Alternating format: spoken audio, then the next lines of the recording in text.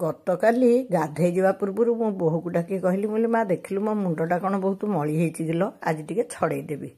ସିଏ ସେ କଥା କୁଆଡ଼େ ଗଲା ମୋତେ କହିଲା ତମେ ଆଜି ବୋଉ ମୁଣ୍ଡ ଛଡ଼େଇବ। ମୁଁ କହିଲି ହଁ ଭାବୁଛି ତ। ନା ହଁ ତମ ମୁଣ୍ଡ ମଳି ହେଇଛି ଛଡ଼େଇ ଦିଅ। ଆଉ ଦେଖେଇଲ ମୋତେ ଟିକେ ମୁଣ୍ଡ କହିକି ସେ ମୋତେ ଆସି ଏଇ ଗାମୁଛାଟି ମୋ ପଛପଟେ ବାନ୍ଧିଦେଲା।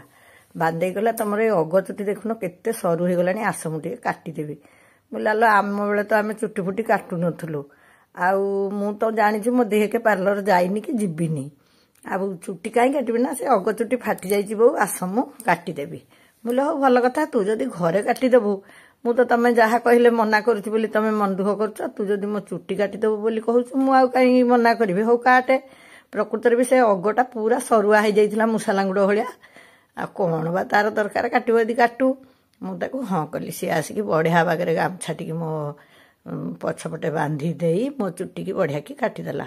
ସେ ତାର ଆଇବ୍ରୋ ସେଭ୍ କରିବାକୁ ବା ଚୁଟି କାଟିବାକୁ ପାର୍ଲର ଯାଏନି, ମୁଁ ଏ କଥା ଜାଣିଛି। ମୋତେ ଏଇଟା ଭାରି ଖୁସି ଲାଗେ। ଆଉ ଆଜି ଯଦି ମୋତେ କହୁଛି ମୋ ଚୁଟି କାଟିବ ବୋଲି କାଟୁ। ମୁଁ ଗୋଟେ କଥା ମାନିକି ତାକୁ ମୁଣ୍ଡଟି ଦେଖେଇଲି। ଚୁଟି ସେ ବଢ଼ିଆକିରି କୁଣ୍ଡେଇ କାଣ୍ଡେଇ ଦେଲା, କାଟିଦେଲା। ମୁଁ ତାପରେ ମୋର ଆସିକି ଗାଧେଇଲି। କାଲି କଥା ଗଲା। ଆଜି ସେଠୁ କହିଲା ବୋଉ ତମେ କାଲି ମୁଣ୍ଡ ଛଡ଼େଇଛଟି? ମୁଁ କହିଲି ହଁ, ତୁ ପା ନିଜେ ମୋ ଚୁଟି କାଟିଦେଲୁ, ମୁଁ କାଲି ମୁଣ୍ଡ ଛଡ଼େଇଲି। ଆଉ ଆଜି କ'ଣ ପଚାରୁଛୁ ମୋତେ? ସିଏ ପୁଣି ଆଉ ଗୋଟେ ନବରଙ୍ଗ ଆରମ୍ଭ କଲା। ଆଉ ମୁଁ କହିଲି ଆରେ ହେ, ଆଙ୍ଗୁଳି ପ୍ରବେଶରୁ କ'ଣ ବାହୁ ପ୍ରବେଶ, ଇଏ କ'ଣ ମୋତେ ଆଉ କ'ଣ କହିବାକୁ ବାହାରିଲାଣି। କ'ଣ ପୁଅ ତ ଏଡ଼ିକି ଟିକେ, ମୋତେ କ'ଣ ବୋହୂ କରି ପକେଇବ ନା କ'ଣ? ହଉ ଠିକ୍ ଅଛି। କାଟିଦେଲା ପରେ ବି ଚୁଟି ତ ବଢ଼ିଆ ଲାଗୁଥିଲା, ତେଣୁ ମୁଁ ଆଉ କିଛି କହିଲିନି। ସେ ଆଣିକି ମୋତେ ପୁଳାଏ ପତ୍ର ଦେଲା, ଦେଖେଇଲା। ଏବେ ସିଏ ତାଙ୍କ ଗାଁକୁ ଯାଇଥିଲା। କ'ଣ କିଏ ବୋହୂମାନେ ଆଣିଲେ ନ ଆଣିଲେ ମୋର ସବୁଥିରେ ଖୁସି। ସେ ନିଜେ ସଜଡ଼ା ସଜଡ଼ି କରିକି ଥୁଅନ୍ତି। ଆଣିଲେ ଭଲ, ନ ଆଣିଲେ ଆହୁରି ଭଲ ବୋଲି ମୁଁ ତାଙ୍କୁ ସବୁବେଳେ ଥଟ୍ଟା କରି କହେ। ତାପରେ ସେଇଠୁ ସିଏ କ'ଣ କଲା, ଗୋଟେ ଜରିରୁ କିଛି ପତ୍ର କାଢ଼ିକି ମୋତେ ଦେଖେଇଲା। ମୁଁ କହିଲା ଏଗୁଡ଼ା ପୁରା ମଞ୍ଜୁଆତି ପତ୍ର। ଆଉ ତମେ କ'ଣ ଏଗୁଡ଼ା ଆଜିକାଲି ହାତରେ ବାଟିକି ଲଗାଉଛ? ନା ନାଇଁ ବୋଉ, ଏଇଟା ଗ୍ରାଇଣ୍ଡିଙ୍ଗ କରିକି ମୁଣ୍ଡରେ ଲଗେଇବା ଆମେ। ମୁଁ କହିଲା ମୁଣ୍ଡରେ କ'ଣ ତୁ ଲଗେଇବୁ? ତୁ ପା ଗାଧେଇ ସାରିଲୁଣୁ। ନାଇଁ ନାଇଁ, ମୁଁ ତମକୁ ଲଗେଇଦେବି। ସେ ବଢ଼ିଆ କରି ବାଛି ବୁଛି ତାକୁ ଚିକଣ କରି ବାଟିକି ମୋତେ ପୁଣି କହିଲା ବୋଉ ତମେ ଶାଢ଼ୀ ଉପରେ ଗୋଟେ କ'ଣ ପକେଇ ଦିଅ, ଆଉ ନହେଲେ ବ୍ଲାଉଜଟା ବି ଚେଞ୍ଜ କରିଦିଅ। ଭଲ ବ୍ଲାଉଜଟା ପିନ୍ଧିଥିଲ, କାଳେ ଲାଗିଯିବ ଯଦି କଳା କଳା ଦାଗ ହେଇଯିବ। ମୁଁ କହିଲି ହଁ ସତ କଥା। ସବୁ ତ ମନା କଲି, କଲର୍ କରୁନି ବୋଲି ତାଙ୍କର ତ ଭାରି ରାଗ ମୋ ଉପରେ। ଆଉ ସେମାନେ କ'ଣ ଏ ବୟସରେ ବୁଝିପାରୁଛନ୍ତି ମୁଁ କାହିଁକି କଲର୍ କରୁନି? ଆରେ ଉପଯୁକ୍ତ ବୟସରେ ଉପଯୁକ୍ତ କାମ ହେଲା, ମୁଁ କାହିଁକି ସେଗୁଡ଼ା କିଣିକିରି କମ୍ପାନୀ ପୋଷିବି? ମୋର କ'ଣ ଚୁଟିରେ ଯଦି ରଙ୍ଗ ଦେଇଦେଲେ ନିଜକୁ ଟିକେ ଫୁର୍ତ୍ତି ଲାଗୁଥାନ୍ତା, ବା ନିଜର କୌଣସି ପ୍ରକାର ଦେହରେ ସୁସ୍ଥତା ପାଇଁ ଚୁଟିରେ ଲଗା ହେଉଥାନ୍ତା, ତାହେଲେ ମୁଁ ଲଗାନ୍ତି। ଏଥିରେ ତ କିଛି ଲାଭ ନାହିଁ, କେବଳ ଧଳା ଚୁଟିଟା କଳା ହେଇଯିବ। ମୁଁ ବୋକିଙ୍କ ଭଳିଆ ଟଙ୍କା ଖର୍ଚ୍ଚ କରିକିରି ଗୋଟେ ପାଲା କାହିଁକି ଲଗେଇବି? ମୁଁ ସେଇଥିପାଇଁ ଲଗାଉନି। ସେଥିପାଇଁ ମୋତେ କହି କହି ଏବେ ଚୁପ୍ ହେଇଯାଇଥିଲେ। ଇଏ ସେଠୁ ସେ ମଞ୍ଜୁଆତି ବଟା ଆଣିକି କହିଲା ବୋଉ ମୁଁ ମଞ୍ଜୁଆତି ଲଗେଇଦେବି। ମୁଁ ବି ମୋ ବୋଉଠୁ ଶୁଣିଛି ଯେ ମଞ୍ଜୁଆତିଟା ମୁଣ୍ଡରେ ଲଗେଇଲେ ଚୁଟି ପାଇଁ ସେଟା ଗୋଟେ ଟନିକ୍ ଭଳିଆ, ଆଉ ମୁଣ୍ଡ ବି ଥଣ୍ଡା ରୁହେ। ଯେଉଁମାନଙ୍କର ଗରମ ଦୋଷରୁ ମୁଣ୍ଡ ଫୁଣ୍ଡ ବିନ୍ଧା ବିନ୍ଧି ହୁଏ, ସେମାନେ ଏଇ ଘି କୁଆଁରୀ ବା ମଞ୍ଜୁଆତି ଲଗେଇଲେ ମୁଣ୍ଡ ବି ଥଣ୍ଡା ହୁଏ। କାହିଁକି ସବୁ କଥାରେ ତାଙ୍କୁ ବା ଆଘାତ ଦେବି? ଠିକ୍ ଅଛି, ମୋତେ ବି ଚୁଟି ସଲସଲ କଲେ ବହୁତ ଭଲ ଲାଗେ। ଏବେ ତ ଆଉ ଉଙ୍କୁଣି ଫୁଙ୍କୁଣି ନାହିଁ। ଆଉ ସିଏ ଚୁଟିରେ ମାରିବା ନାଁରେ ତ ଘଣ୍ଟାଏ ଏଇନା ମୋ ସାଙ୍ଗେ ଲାଗିବ ନା। ସିଏ ଯଦି ମନକୁ ମନ କରୁଛି ତାର ସମୟ ବାହାର କରିକି, ମୁଁ କାହିଁ ମନା କରିବି? ମୁଁ ମୋର ବଢ଼ିଆ ରେଡ଼ି ହେଇକି ବସି ପଡ଼ିଲି।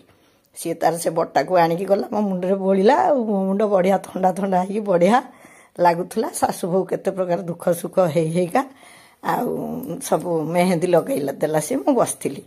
ସେଠୁ ମେହେନ୍ଦି ଲଗେଇଲାକୁ ମୋର ମନେ ପଡ଼ିଲା। ମୁଁ କହିଲି ଆଲୋ ମା, ସେତେବେଳେ ଆମେ ବାଟିକି ମଞ୍ଜୁଆତି ପତ୍ର ତୋଳି ତା ଦେହରେ କେତେ ଗୁଡ଼ିଏ ହରଗୌରା ଫୁଲ, ସେଠୁ କ'ଣ କହନ୍ତି ଟିକେ ଆମ୍ବୁଲ ପକେଇଲେ ଭଲ ରଙ୍ଗ ହେବ ବୋଲି ଖଣ୍ଡେ ଆମ୍ବୁଲ, ଏମିତି ସବୁ ପକେଇକି ବାଟୁ। ପୁଣି ବାଟିଲା ବେଳେ କ'ଣ ହୁଏ, ଯିଏ ବାଟେ ତା ହାତ ନାଲି ହେଇଯାଏ। ତେଣୁ କିଏ ବାଟିବ ଗୋଟେ ଚିନ୍ତା ପଡ଼ିବ। ଆମେ ତ 4-6 ଜଣ ମିଶିକି ହାତରେ ଲଗେଇବା ପାଇଁ ଯୋଜନାଟି କରୁ। ଆଉ ଯିଏ ବାଟିବ ଯଦି ତା ହାତଟା ନାଲି ହେଇଯିବ, ସିଏ ପୁଣି କେମିତି ହାତରେ ମଞ୍ଜୁଆତି ଲଗେଇବ? କମ ଦମ ତ ବେଶୀ କିଛି କରିହୁଏନି। ଆଙ୍ଗୁଳି ଗୁଡ଼ାକ ଠୋପି ଠୋପି କରୁ, ପାପୁଲିରେ କ'ଣ ଗୋଟେ ଫୁଲ କରୁ। ହେଲେ ଘରେ ଯେଉଁମାନେ ଖୁଡ଼ି ବଡ଼ ମା କି ବୁଢ଼ୀ ମା ଏମାନେ ଥାଆନ୍ତି, ସେମାନେ କୁହନ୍ତି ଦିଅ ଆମେ ବାଟିଦେବୁ। ସେମାନେ ତ ଲଗାନ୍ତିନି। ତାପରେ ଆମର ଗୋଟେ କଥା ଥିଲା, ସେ କଥା ଆଉ କେବେ କହିବି। ମୁଁ ମଞ୍ଜୁଆତି ଲଗେଇ କେତେ ଗାଳି ଖାଇଥିଲି, ନହେଲେ ବି କହିଦେଉଛି ଶୁଣନ୍ତୁ। ଆମର ଗୋଟେ କଥା ଥିଲା, ମଞ୍ଜୁଆତି ମାନେ ହାତରେ ଆମେ ଲଗାନ୍ତିନି। ମଞ୍ଜୁଆତି ଯଦି ହାତରେ ଲାଗିଥାଏ ତାହେଲେ ପିଣ୍ଡରେ ପାଣି ଦେଇହେବନି। ବାହାଘର ପୂର୍ବରୁ ମୁଁ ଗୋଟେ ସାଙ୍ଗ ଘରକୁ ତୋରାଣୀ ପିଆ ଯାଇଥିଲି। ସିଏ ଅତି ସ୍ନେହରେ ମଞ୍ଜୁଆତି ବାଟିକି ରଖିଥିଲା। ଆମେ ତ ଛୋଟ ଛୋଟ ପିଲା ଏତେ କଥା ଜାଣିନୁ। ତା ନାଁର ପ୍ରଥମ ଅକ୍ଷରଟା ସେ ମୋ ପାପୁଲିରେ ଲେଖି ଦେଇଥିଲା। ମୁଁ ହାତକୁ ଚିତା କରିକି ମାନେ ମଞ୍ଜୁଆତି ପଚେଇକି ଘରକୁ ଆସିଲି। ଘରକୁ ଆସିକି ଯୋଉ ଗାଳି କହିଲେ, ତୋର ଏଇନା ବାହାଘର, ତୁ ଦୁନିଆ ପ୍ରକାର ପିଣ୍ଡ ଫିଣ୍ଡ ବାଢିବୁ, ତୁ ହାତକୁ ପଚେଇ ଦେଇ ଚାଲି ଆସିଲୁ, ଯିଏ ଦେଖିଲେ ତତେ କଣ କହିବେ, କହିବେ ତାଙ୍କ ଘରେ କଣ ଏତିକି ଜାଣିନାହାନ୍ତି, ସିଏ ମଞ୍ଜୁଆତିରେ ହାତ ପତେଇଛି, କେମିତି ପିଣ୍ଡ ବାଢିବ, କେତେ କଥା। ବିଶେଷ କରି ମୋର ଜଣେ ବୁଢୀ ପିଉସୀ ଥିଲେ, ସେ ମତେ ବହୁତ କଥା ପାଟି କଲେ। ମୁଁ ତାକୁ କାନ୍ଦି କାନ୍ଦି ରଗଡ଼ି ରଗଡ଼ି ଛଡେଇବାକୁ ଚେଷ୍ଟା କରିଥିଲି। ମୋ ହାତ ସିନା ନାଲି ପଡି ଯାଇଥିଲା, କିନ୍ତୁ ସେ ମଞ୍ଜୁଆତି ଛାଡି ନଥିଲା। ସାଙ୍ଗ ତ କହିଲା ମନେ ରହିବ ବୋଲି ବେଶୀ କଣ ଆମ୍ବୁଲ ମାମ୍ବୁଲ କଣ ଦେଇକି ସେ ବାଟିଥିଲା, ଭଲକରି କେମିତି ଦାଗ ହବ ବୋଲି। ଆଉ ଆଜି ମଞ୍ଜୁଆତି ଲଗେଇଲା ବେଳେ ସେ କଥା ମନେ ପଡିଲା। ସେ କଥା ଗଲା, ସେଠୁ ଗଣ୍ଠି ପକେଇଲା ମୋ ମୁଣ୍ଡରେ ମୋ ବୋହୂ ଲଗେଇ ସାରିକି। ମୁଁ କହିଲି, ହାଲୋ ମା, ଆଉ ଗୋଟେ କଥା ଶୁଣିବୁ? ଆମେ ତ ଏମିତି ଗପସପ ହେଇ ଲଗଉଥିଲୁ। ମୁଁ କହିଲି, ଆଉ ଗୋଟେ କଥା ଶୁଣିବୁ? ସେତେବେଳେ କଣ ଏତେବେଳେ କଣ, ଏଗୁଡା ସ୍ନେହ ମମତାର କଥା। ଶାଶୁଙ୍କୁ ବୟସ ହେଇଗଲାଣି, କେତେବେଳେ ଟିକେ ନଖ କାଟିଦବା, କେତେବେଳେ ଟିକେ ମୁଣ୍ଡ କୁଣ୍ଡେଇ ଦବା, କି କେତେବେଳେ ନିଜେ ଲଗଉଛେ ଆମେ ନେଲ ପଲିସ ଟିକେ ଲଗେଇଦେଲେ, କି ଅଳତା ଟିକେ ଲଗେଇଦେଲେ, ଇଏ ଗୋଟେ ନିଜ ନିଜ ଭିତରେ ଗୋଟେ ଭାବର ଆଦାନ ପ୍ରଦାନ। ମୁଁ ଯେତେବେଳେ ବାହା ହେଇକି ଆସିଲି, ଆମେ ତ ନିୟମିତ ଶାଶୁଙ୍କୁ ମୁଣ୍ଡ କୁଣ୍ଡେଇ ଦଉଥିଲୁ।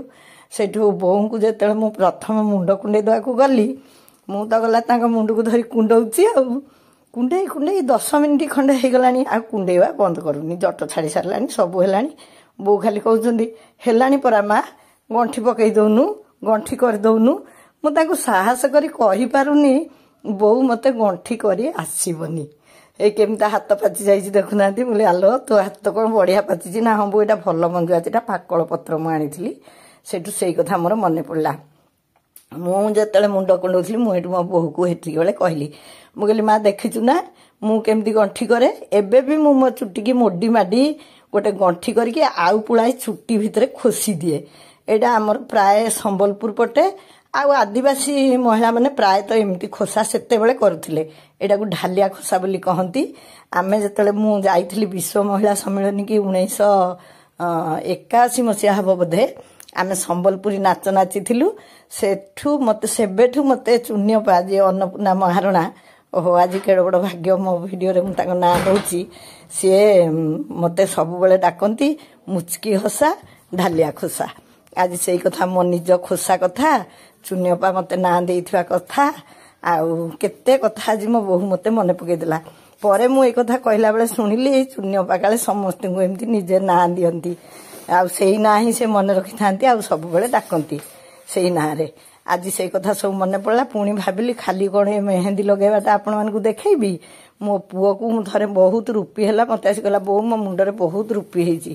ମୁଁ ସେଠୁ ବୋହୂକୁ କହିଲି, ମୁଁ କହିଲି, ଆଗ ତା ମୁଣ୍ଡରେ ଲେମ୍ବୁ 2-4 ଫାଳ ଘଷିଦେ, ଭଲକି ରଗଡ଼ିକି ଘଷିକି ଅଧଘଣ୍ଟେ ଛାଡ଼ିଦେ।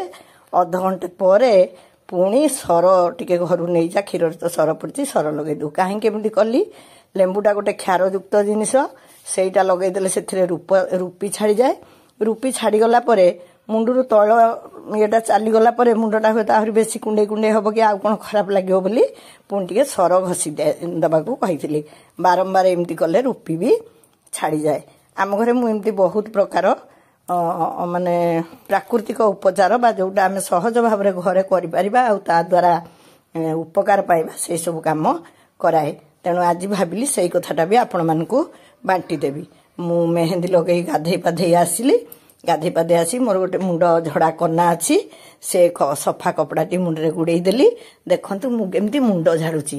ସେତେବେଳେ ଆମକୁ ମୁଣ୍ଡ ଧୋଇବା, ମୁଣ୍ଡ ଝାଡ଼ିବା, ମୁଣ୍ଡ ଶୁଖେଇବା, ଏଗୁଡ଼ା ସବୁ ଆମକୁ ମା ଖୁଡ଼ି ହରିକା ଶିଖଉଥିଲେ। ମୋର ଗୋଟେ ଆଈ ଥିଲା, ସୁଷମା ପାତ୍ର ବୋଲି, ସେ ଆଈ ମତେ ବହୁତ ଘରକରଣା ଗାଳି ଦେଇ ଦେଇ ଥଟ୍ଟା କରି ଶିଖେଇଛି। ସିଏ ବି ମତେ ଏମିତି ମୁଣ୍ଡ ଝଡ଼ା ଶିଖେଇଥିଲା।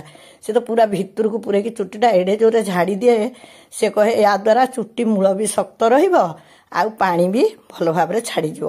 ମତେ ଲିପି କହିଥିଲା, ବୋଉ ତମେ ମୁଣ୍ଡ ଝାଡ଼ିବ, ମୁଣ୍ଡ ଝାଡ଼ି ସାରି ପାନିଆରେ ଭଲକି ମୁଣ୍ଡଟା କୁଣ୍ଡେଇ ଦବ, କାହିଁକିନା ସେ ମେହେନ୍ଦିର ଗୁଣ୍ଡ ଗୁଡ଼ାକ ସବୁ ରହିଯାଇଥିବ। ତେଣୁ ମୁଁ ମୁଣ୍ଡ ଝାଡ଼ି ସାରି ପାନିଆରେ ମୁଣ୍ଡ କୁଣ୍ଡେଇଲି। ସତକୁ ସତ ବହୁତ ଗୁଣ୍ଡ ସବୁ ଝଡ଼ିଲା। ଆଉ ସେଇଥିରୁ ମୁଁ ତାକୁ ଡାକିକି ଦେଖେଇଲି, ମୁଁ ଲାଲ ମା ସତ କହିଥିଲୁ ଲୋ, ପାନିଆରେ କଣ କେତେ ଗୁଣ୍ଡ ଲାଗିଥିଲା ଆଉ ଝଡ଼ିଲା, କିନ୍ତୁ ପ୍ରକୃତରେ ସତକୁ ସତ ମୋ ମୁଣ୍ଡ ବହୁତ ମୁଲାୟମ ଲାଗୁଥିଲା। ମୁଁ ଶୁଣିଥିଲି, ନିଜ ମୁଣ୍ଡରେ କେବେ ମୁଁ ପ୍ରୟୋଗ କରିନଥିଲି, କେବେ ମେହେନ୍ଦି ଲଗେଇ ନଥିଲି। ସେତେବେଳେ କେଉଁଠି ବେଳ ଥିଲା ଏତେ ନବରଙ୍ଗ ହେବାକୁ। ମୁଣ୍ଡ ଝାଡ଼ିକି ଲିପିକି ଦେଖେଇଲି, ତା ହାତ ଭାରି ସୁନ୍ଦର ଦେଖାଯାଉଥିଲା। ମୁଁ କହିଲି ଆଲୋ ଦେଖା ଟିକେ ଷ୍ଟାଇଲରେ ତ ହାତ ଦୁଇଟା ଭାରି ସୁନ୍ଦର ଦେଖାଯାଉଛି।